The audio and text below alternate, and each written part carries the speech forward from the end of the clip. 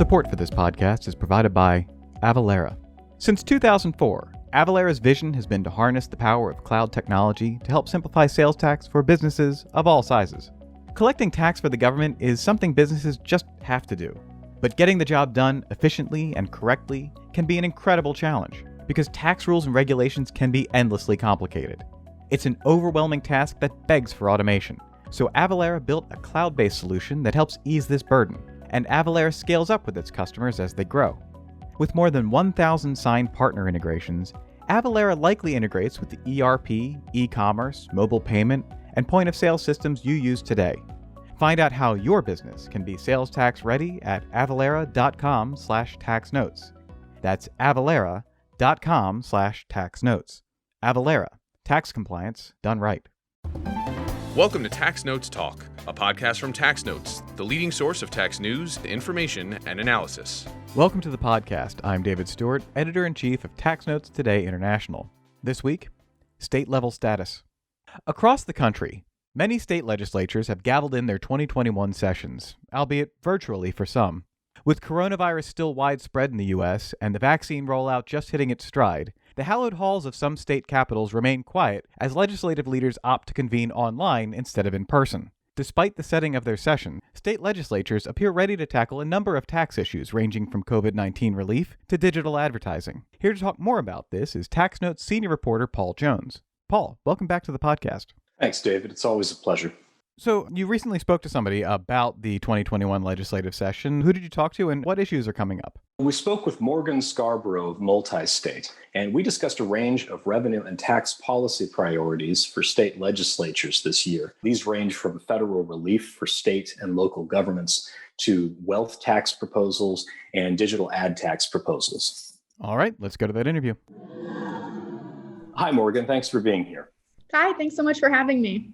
First, I wanted to talk about the elephant in the room, which is obviously that there are some states that are seeking federal assistance given the effects of the pandemic and the lockdowns on states' revenues and the economy. And there are some, for example, Governor Andrew Cuomo of New York generated headlines by saying that without significant federal assistance for his state, he would have to look into tax increases and cuts. And the Biden administration is obviously looking at providing potentially as much as $350 billion for state and local assistance. Do you think that the federal government is going to provide most or all of that aid? And are states going to need it? And should they be depending on it?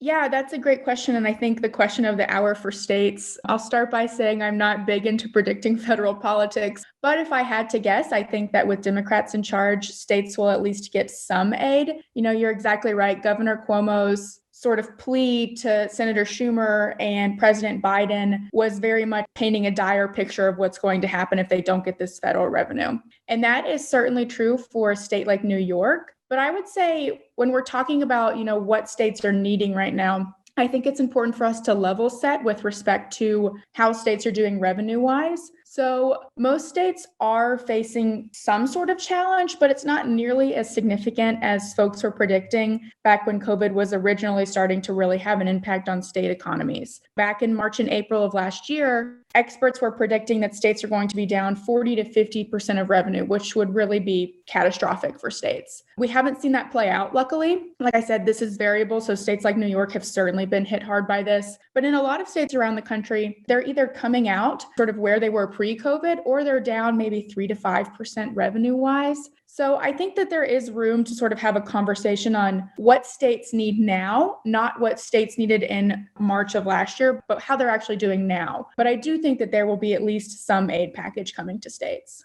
So the situation isn't necessarily as dire as it has been presented. There is, of course, another issue, which is the CARES Act. And there are some states, particularly those with rolling conformity, that could be impacted by some of the tax breaks that the federal government included in that legislation. And I know that there are still some states that are discussing what they're going to do in response to that. I know that Oregon's Governor Kate Brown has proposed decoupling from elements of the law. Illinois' Governor J.B. Pritzker sought unsuccessfully in the recent lame duck session in his state to decouple from the CARES Act's NOL provisions. Do you think that we're going to see more action from states in this session with respect to the CARES Act and how they're going to conform or not conform to that? And what are the stakes there? Do businesses need answers on that quickly? I think this is an issue that's largely going to fall along partisan lines. States right now are largely controlled by one party. We've only got a handful of states that have divided government. Most states are operating under a trifecta.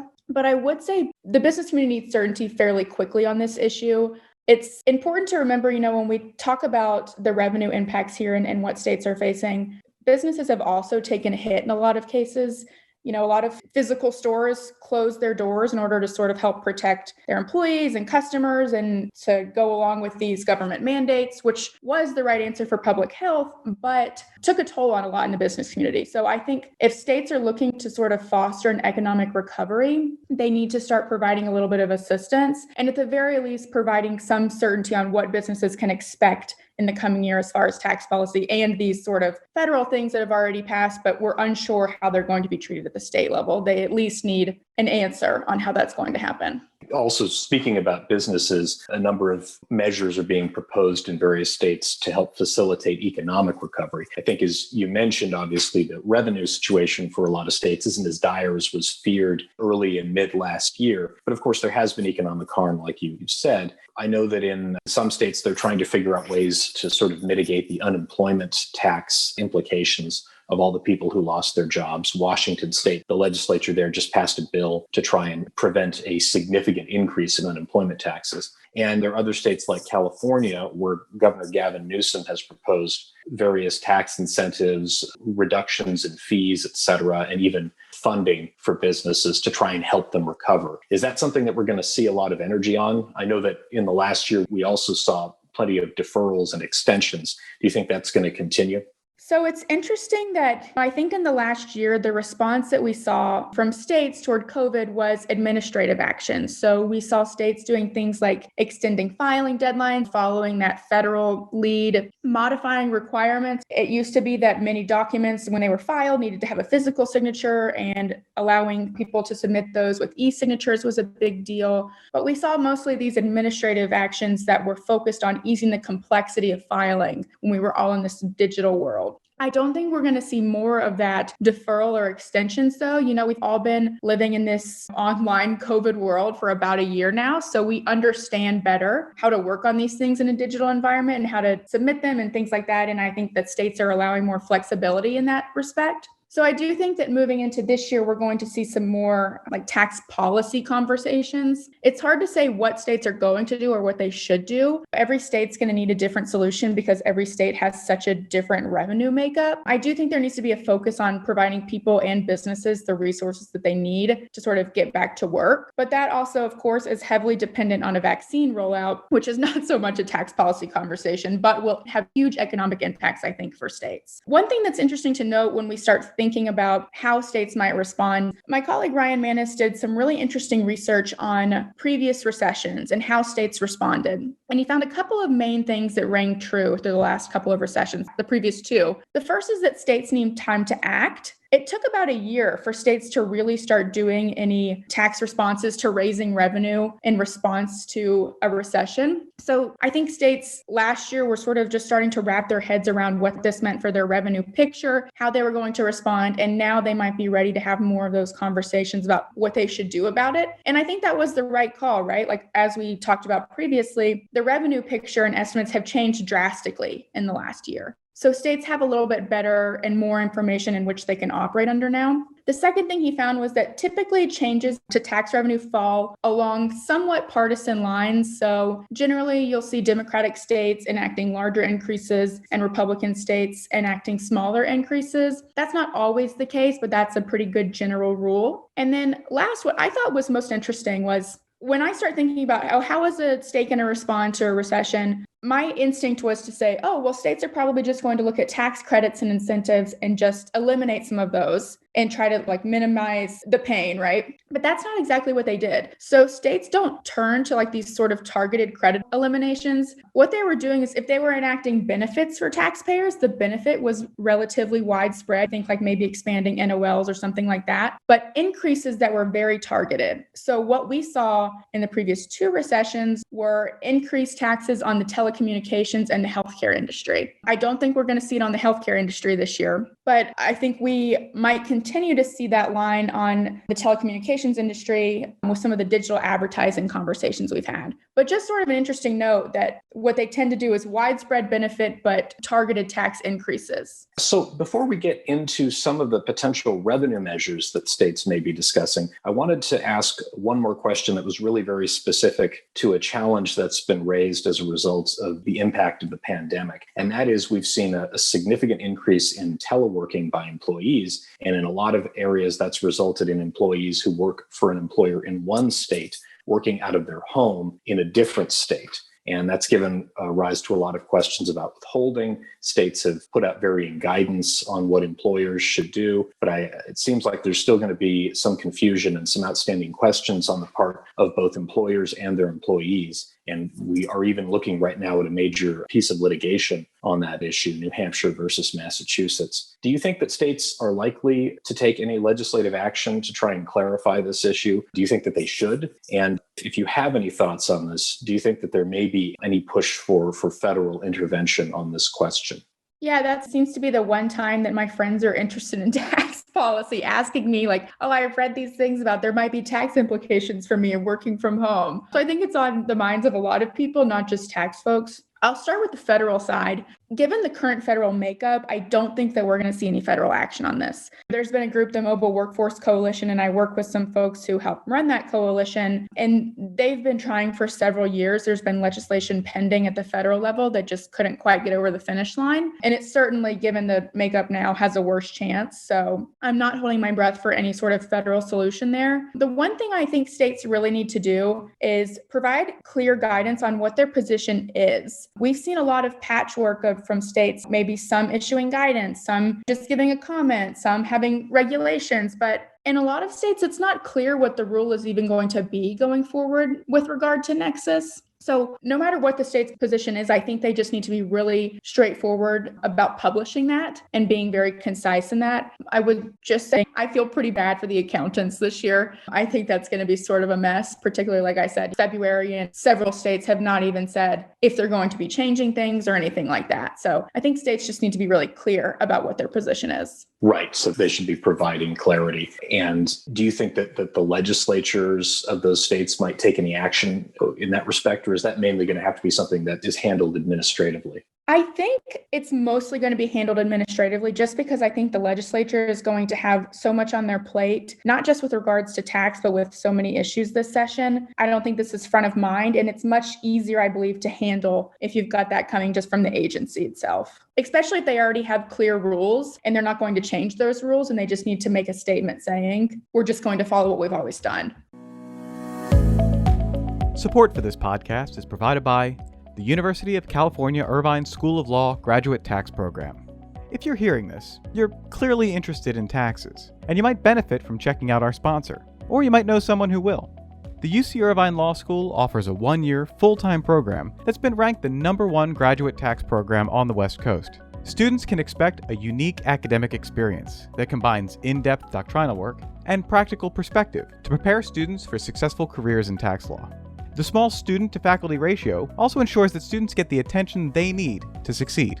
Applications are open now. For non-US applications, the deadline is April 1st, 2021. For US-based students, the deadline is July 1st. To apply today, visit law.uci.edu/gradtax. That's law.uci.edu/gradtax. So moving along from that, let's take a look at what might be some of the revenue options that states have if they're trying to shore up revenue, replace lost revenue, et cetera. One thing that I know we at Tax Notes have been following, and a lot of other people who focus on state tax policy have been following, is what action the states are likely to take on GILTI and sort of foreign income and worldwide combined reporting generally post Tax Cuts and Jobs Act. There's a lot of states, I think, that have sort of not made clear if they're going to try and move to capture some of that income. I think it's sort of always an outstanding question if they might be tempted to do that. Do you think that 2021, given the pandemic, given some of the challenges, might be the year that some states decide to take a serious look at that? That's a great question, and one that I follow very closely. I think there's going to be a lot of interest in how states tax foreign income this year. One that comes to mind very quickly is California AB 71.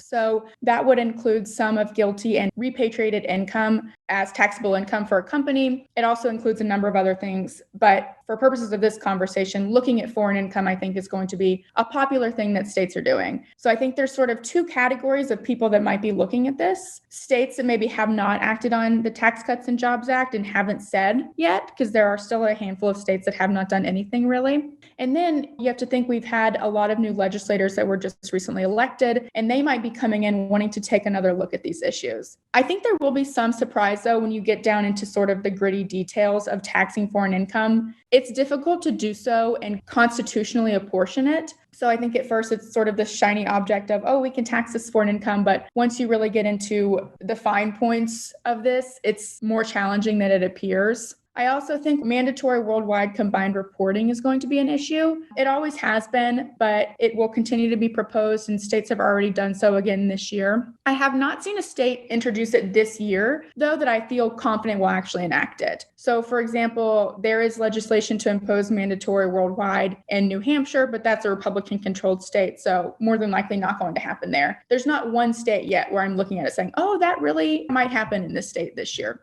But I think foreign income in general is going to be a big conversation for states. In the interest of full disclosure, I work with the STAR partnership, and we do a lot of work on foreign income. And what we found is that the majority of states have decoupled from these Tax Cuts and Jobs Act provisions. So whether that's through just straight up decoupling or applying the dividends received deduction, the majority of states are not taxing this income, but I think some states might want to take another look. But I think sort of as we talk about this tax and budget conversation in legislatures, it's easy for us tax wonks to think tax all the time. But there are a lot of other really significant policies that legislatures will want to take up this year that will also take a lot of time and energy out of the legislature. So obviously public health, vaccine rollout are going to be big issues, responses to social justice movements that we saw over the summer. It's just important, I think, for us to remember that tax isn't the only thing. And a lot of states have short legislative sessions. So thinking about maybe what tax issues states are going to prioritize is an important thing too.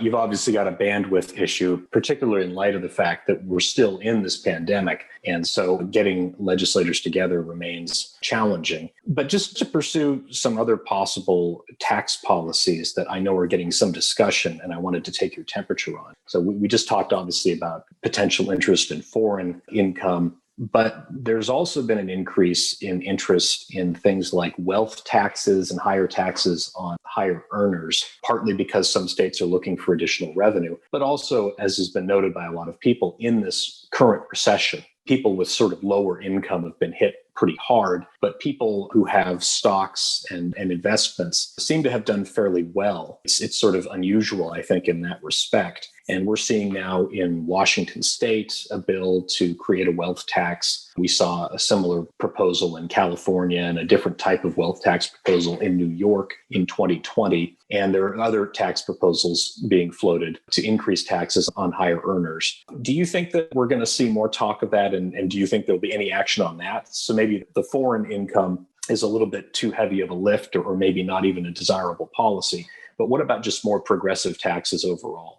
Yeah, it's hard to get your constituency base riled up by going out and saying like, hey, let's tax global intangible low taxed income. That's not like a great campaign line. But a lot of these other things there's a strong sentiment among progressive legislators that the wealthy are not paying their fair share. And that is a strong campaign headline and something that non-tax people and just regular citizens and constituents seem to understand, right, and be interested in. So I think that you're exactly right, particularly with an influx of new legislators. We're going to see more of those wealth taxes, increased taxes on just regular increases to the individual income tax rate. And then also, we're seeing several CEO pay bills that are gaining in popularity. And for folks who aren't familiar, what that essentially says, there's different forms of them, but the premise is if your CEO or your most top paid executive makes more than a certain ratio to the median worker, we're going to impose a surcharge or a surtax or something like that. One state's doing it where you're not going to be able to deduct that salary as a business expense.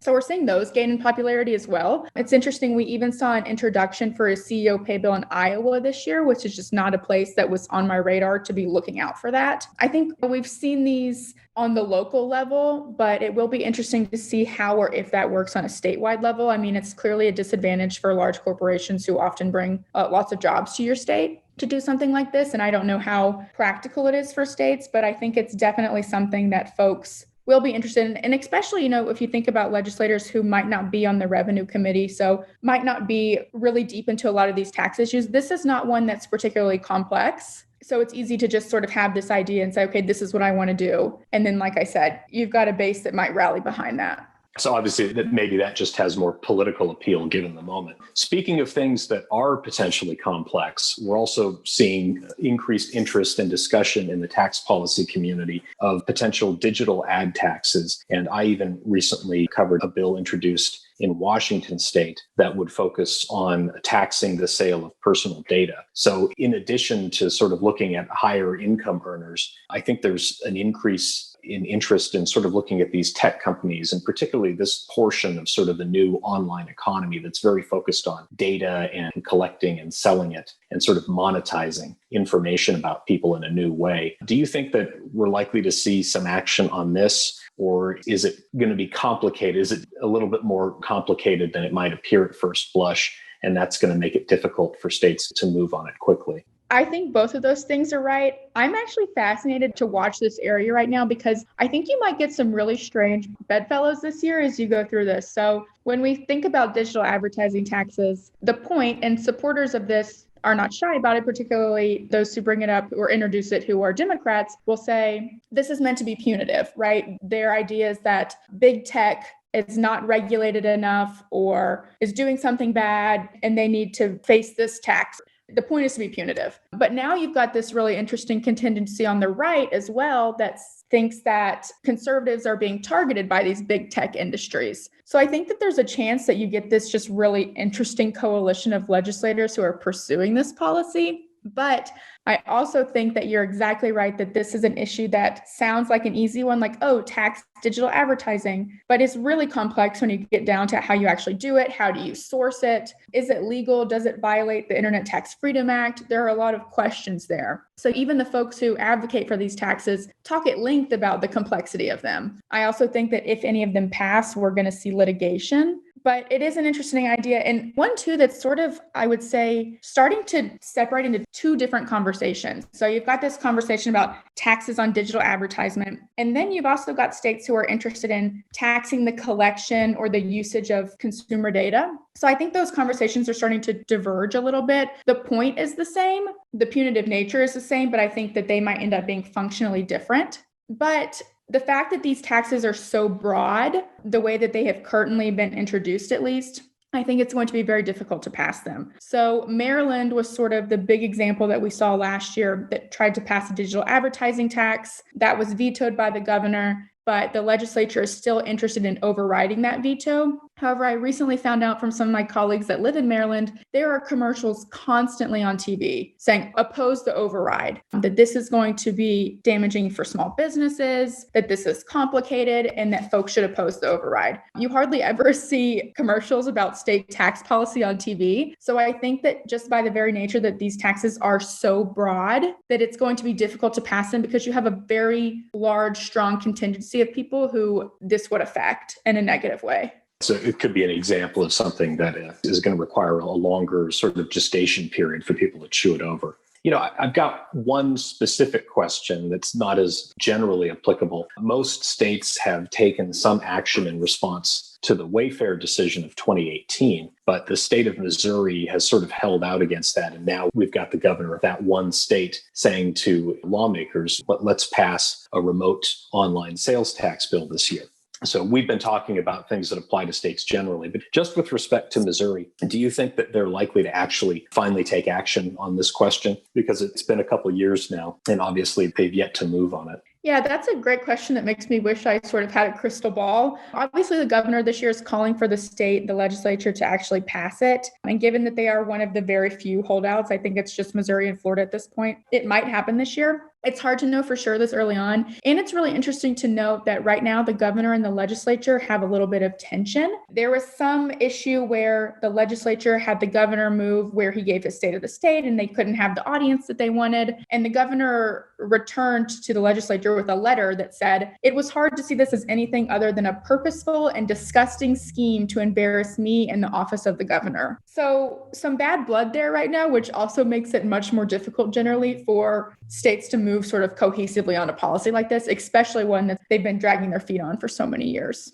So I guess maybe we'll have to see, but maybe we'll wait another year or two or more before Missouri moves on this. I think those are all of our questions, Morgan. And obviously, we really appreciate your taking time to speak with us about all of these varied issues. But it seems like after the hectic 2020, if people were expecting a calmer year in 2021 from a tax policy standpoint, they're likely to be disappointed. It seems like maybe this is the year where everybody figures out sort of what adjustments and changes they're going to pursue and really makes a serious effort at them. Does that sound right to you?